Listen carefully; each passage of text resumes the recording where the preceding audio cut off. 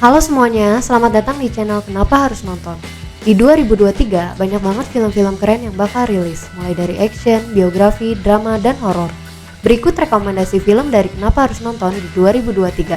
Selamat menonton! Oppenheimer. Film karya Christopher Nolan ini menceritakan peran fisikawan teoritis Oppenheimer dalam proyek Manhattan tahun 1942 hingga 1946. Selama Perang Dunia II, Amerika Serikat memimpin program penelitian dan pengembangan untuk menghasilkan senjata nuklir pertama. Pada tahun 1943, Oppenheimer diangkat sebagai direktur laboratorium Los Alamos di New Mexico, tempat bom dibuat.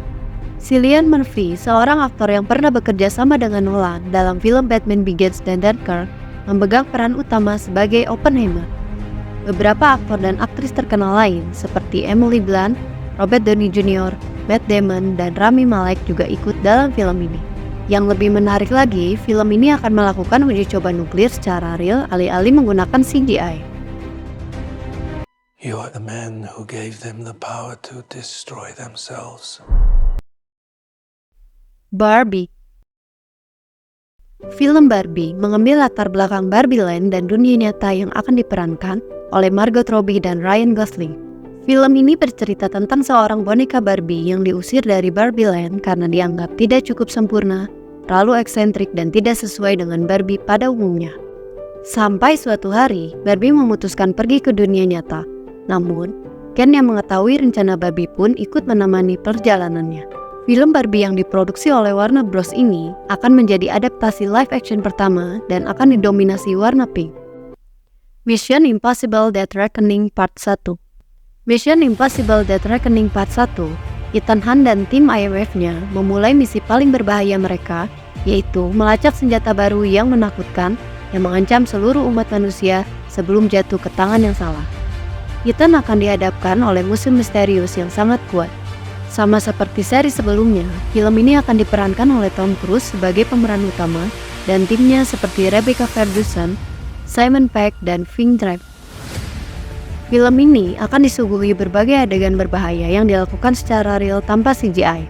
Antara lain adegan kereta yang jatuh, kejar-kejaran mobil, dan akan ada adegan yang paling berbahaya dalam sejarah film, yaitu Tom Cruise melompat dari tebing menggunakan motocross. Insidious The Red Door.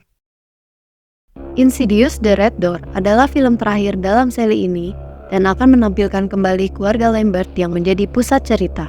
Awalnya, film ini direncanakan berjudul Insidious Fear the Dark, tetapi diganti menjadi The Red Door pada Maret 2023. Insidious The Red Door bercerita tentang kehidupan keluarga Lambert 10 tahun setelah insiden misterius yang terjadi pada chapter sebelumnya di Insidious The Last Key tahun 2018.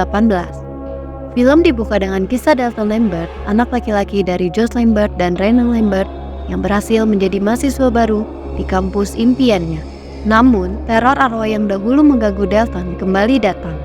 Dalton dan Josh pun terpaksa kembali memasuki The Red Door, gerbang penghubung antara manusia dengan arwah. The Equalizer 3. Cerita The Equalizer 3 akan mengisahkan Robert Michael setelah pensiun. Ia mencoba menikmati kehidupan tenang di Italia Selatan. Ia berusaha untuk menghindari pengalaman masa lalu yang menghantuinya. Sayangnya, McCall menyadari bahwa banyak temannya hidup dalam hutang dan di bawah kontrol mafia. Ia membuat tujuan pribadi untuk menjadi pelindung mereka dan berencana untuk melawan organisasi kriminal tersebut dan membebaskan teman-temannya. The Equalizer 3 merupakan seri ketiga dan terakhir dari franchise ini setelah film terakhirnya yang liris pada tahun 2018. Seperti seri sebelumnya, Denzel Washington akan menjadi pemeran utama dan akan ada Dakota Fanning yang sebelumnya pernah bekerja sama dengan Denzel pada film Man on Fire pada tahun 2005, yang akan kembali bekerja sama dengan Denzel. 9 seconds. Dumb Money. Dumb Money adalah kisah nyata tentang orang biasa yang mengubah permainan di Wall Street dan menjadi kaya dengan menjadikan GameStop sebagai perusahaan populer di dunia. Film ini akan menceritakan bagaimana sekelompok investor amatir dan pengguna Reddit dari subreddit Wall Street Bets bekerja sama untuk menjatuhkan salah satu hedge fund terbesar di Wall Street. Peristiwa GameStop merupakan cerita pejuang kelas bawah di mana orang biasa dan pengguna internet untuk mengambil kendali atas pasar saham. Situasi yang aneh ini mendapatkan banyak perhatian di media sosial dan berita. Paul Dano, Seth Rogen, Sebastian Stan, dan Pete Davidson merupakan para aktor yang akan hadir di film ini. And that stock is GameStop. The Creator. The Creator adalah film thriller fiksi ilmiah Amerika yang disutradarai oleh Gareth Edwards. The Creator berfokus pada hubungan AI dan manusia di masa depan. The Creator bercerita tentang perang masa depan antara umat manusia dan kekuatan kecerdasan buatan atau AI. Joshua, seorang mantan agen pasukan khusus yang sedang berduka atas kehilangan istrinya, direkrut untuk memburu dan membunuh The Creator. John David Washington, Gemma Chan, dan Ken Watanabe akan tampil di film ini. Ken Watanabe menggantikan peran Benedict Wong di film ini. It's a peaceful place in the sky. Kraven the Hunter. Kraven the Hunter adalah kisah bagaimana dan mengapa salah satu penjahat paling ikonik dari Marvel lahir. Cerita ini berlatar sebelum dendamnya dengan Spider-Man. Dalam komik orisinal Marvel, Sergei Kravinov lahir dalam keluarga aristokrat Rusia. Ia menjadi pemburu binatang besar terkenal di dunia, yang mencoba menangkap hadiah akhir yang sulit ditemui, yaitu Spider-Man. Untuk karakter Kraven, Sony sebenarnya mendekati nama besar seperti Brad Pitt, Keanu Reeves, John David Washington, dan Adam Driver. Namun, para produser memutuskan untuk memilih Aaron Taylor Johnson setelah terkesima oleh film Bullet Train. Russell Crowe pun akan terlibat dalam film ini. Killers of the Flower Moon. Film ini merupakan adaptasi dari buku non-fiksi tahun 2017 karya jurnalis David Grant yang berjudul Killers of the Flower Moon, The Osage Murders and the Birth of the FBI. Film ini menyelidiki serangkaian pembunuhan terhadap orang-orang kaya suku Osage yang terjadi di Osage, Oklahoma pada tahun 1920-an setelah deposit minyak besar ditemukan di bawah tanah mereka. Suku Osage dipandang sebagai perantara. Rencana kompleks dirancang untuk menghilangkan pewaris Osage satu persatu dengan segala cara. Sutradara Martin Scorsese seringkali dikaitkan dengan film klasik tentang pria licik dan gangsta. Namun, film Killers of the Flower Moon merupakan film dengan genre western pertamanya.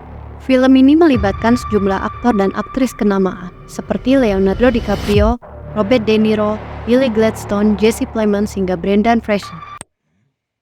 You know they don't happen anymore. The Marvels.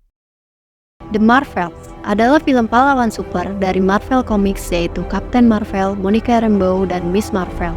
Film ini merupakan sequel dari Captain Marvel, Avengers Endgame, WandaVision, Miss Marvel, dan Secret Invasion. The Marvels adalah film ke-33 dalam Marvel Cinematic Universe dan instalasi kelima dari timeline fase 5. Carol Danvers atau Captain Marvel telah membebaskan dirinya dari tiranni Kree. Tetapi saat dia sedang menyelidiki lubang cacing yang aneh, kekuatannya entah bagaimana terjalin dengan keponakannya yang terasing, yang kini menjadi astronot cyber bernama Kapten Monica Rambeau dan Kamala Khan. Setiap kali mereka menggunakan kekuatan, mereka bertukar tempat dan berkolaborasi untuk menyelamatkan alam semesta. Napoleon. Setelah merilis dua film berturut-turut pada tahun 2021, The Last Duel dan House of Gucci, Ridley Scott memiliki film lain yang akan tayang di layar lebar pada tahun 2023 ini, yaitu film Napoleon. Napoleon mengusung genre action, biografi, dan drama yang diproduksi oleh Apple Studios. Film ini mengisahkan tentang pandangan pribadi dan juga asal-usul Napoleon Bonaparte, serta menggambarkan bagaimana pemimpin Prancis itu beranjak menuju puncak sebagai penguasa. Kisah tersebut akan dilihat melalui kacamata hubungannya dengan istri sekaligus cinta sejatinya, Josephine. To admit when I make a mistake.